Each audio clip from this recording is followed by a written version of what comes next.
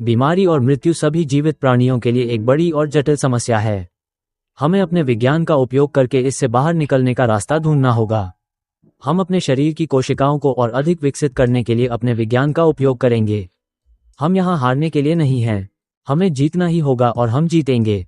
मृत्यु जीवन से भिन्न है और इस मृत्यु को जीवन से सदैव के लिए मुक्त करके इस ब्रह्मांड में जीवन को अमरता की ओर ले जाना ही हमारा अंतिम अजेय और अप्रतिरोध्य लक्ष्य होना चाहिए। और बीमारी, बड़ी समस्या, भ्रष्ट कंपनी से जुड़े और हमारे दैनिक आहार में पोषण की कमी जो हमें बीमार और अस्पताल में भर्ती करा रही है। परिणामस्वरूप हमारा पैसा बर्बाद हो रहा है और हम मृत्यु के कगार पर हैं। राज्य को इसे रोकने के लिए सही कदम उठाने चाहिए और साथ ही वैज्ञानिकों को भी इस समस्या का समाधान खोजने का प्रयास करना चाहिए। चोर पर क्रोधित होकर हम अब जमीन पर चावल नहीं खा सकते। अगर कोई बच्चों को लड़ाकू के रूप में इस्तेमाल करता है तो सभी को मिलकर उसके खिलाफ कड़ी कार्रवाई करनी होगी और हमें अपने दीर्घकालिक अस्तित्व के प्रयासों को जारी रखना चाहिए। जो लोग कहते हैं कि अगर कोई नहीं मरेगा तो दुनिया इंसानों की आबादी से भर जाएगी, लोगों के रहने के लिए कोई जगह नहीं होगी, उन्हें बताएं कि तब ब्रह्मांड में अलग अलग ग्रहों पर लोग रहेंगे। समय यात्रा के माध्यम से लोग सुदूर ग्रहों पर जा सकेंगे और रह सकेंगे। ब्रह्मांड के सभी ग्रहों में से पृथ्वी की यह नगण्य जनसंख्या एक परमाणु से भी कम है। इस ब्रह्मांड में अनेक सौर मंडल हैं। मानव निवास के लिए उपयुक्त स्थानों की पहचान कर लोग वहां अपना नया निवास स्थान बनाएंगे।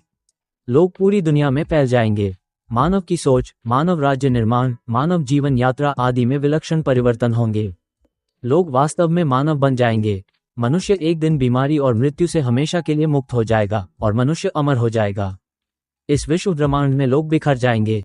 लोग ब्रह्मांड में विभिन्न ग्रहों पर रहना शुरू कर देंगे। हमने अब तक जो सीखा है उससे, या वैज्ञानिक या जैसा कि राज्य ने हमें बताया है, उस गणना के अनुसार इस सौर मंडल को छोड़कर किसी बाहरी सौर मंडल में जाकर रहना, और यदि आप कभी दुनिया भर में यात्रा करना चाहते हैं, मौजूदा समय में ये सब मुश्किल लग रहा है। लेकिन विज्ञान कभी नहीं रुकेगा। भविष्य में निश्चित रूप से ऐसा कुछ खोजा जाएगा जो वर्तमान समय में हमें असंभव लगता है, तब ये हमारे लिए सामान्य होगा। जैसे जैसे मनुष्य विज्ञान में आगे बढ़ता है, वैसे वैसे मनुष्य प्रकृति में परिवर्तन करता जाता है। सड़क निर्माण, नगर निर्माण, कारखाना निर्माण आदि, लोगों ने इस स्वभाव को कितना बदल दिया है और अभी भी बदल रहे हैं। इस प्रकृति को केवल मानव विज्ञान ही बदल सकता है। शरीर के अंदर आत्मा की कल्पना मिथ्या है। विज्ञान हमें इन सभी भ्रांतियों से मुक्त कर सकता है। मानव स्वभाव की भूमिका सदैव ईमानदार निर्णयों द्वारा निर्देशित विज्ञान या हमारे विशेष ज्ञान का मुख्य लक्ष्य है, और इसी लक्ष्य को ध्यान में रखकर हम अपने मानव समाज की समस्याओं का समाधान करेंगे। मैं जानता हूं कि कोई आत्मा नहीं है, आत्माएं हैं। यह आस्था का तंत्र आपका है। जब वैज्ञानिक किसी बीमारी का इलाज ढूंढते हैं तो क्या मुझे ये कहना चाहिए कि उन वैज्ञानिकों के इरादे ईमानदार और बेईमान नहीं हैं?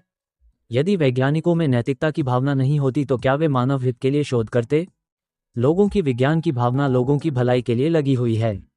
क्या आप मेडिकल साइंस को अनैतिक कहते हैं? नर्सों की वैज्ञानिक तरीके से सेवा करने के बारे में आप क्या कहते हैं? क्योंकि विज्ञान का एक ईमानदार उद्देश्य है, हम मानव सभ्यता का निर्माण करने में सक्षम हैं और हम अपने आप को सभ्य बनाने में सफल हो सके हैं। विज्ञान लोगों को कम से कम कुछ हद तक धार्मिक पूर्वाग्रहों से मुक्त कराने में सक्षम है। हालांकि धार्मिक अंधविश्वासों से ग्रस्त कई लोग अभी भी विज्ञान के लाभों का आनंद ले रहे हैं, लेकिन वे अभी भी मानव समाज में धार्मिक अंधविश्वासों को कायम रखने की पूरी कोशिश कर रहे हैं। परोपकारी बनना मनुष्य में सबसे महत्वपूर्ण बात है, जो हमारी जीवन यात्रा को लगातार बेहतर बनाता है। जैसे जैसे हमारी विज्ञान की समझ में सुधार होता है, तभी हम अपने परोपकारी विचारों का प्रसार कर सकेंगे। अब यदि आप कहें हम ऐसा एक दिन करेंगे, पता नहीं कब, मैं इस तरह उत्तर दूंगा, ओम बिल्कुल, हाँ, मुझे ये पता है। ऐसा क्यों है ये पहले से ही ज्ञात है।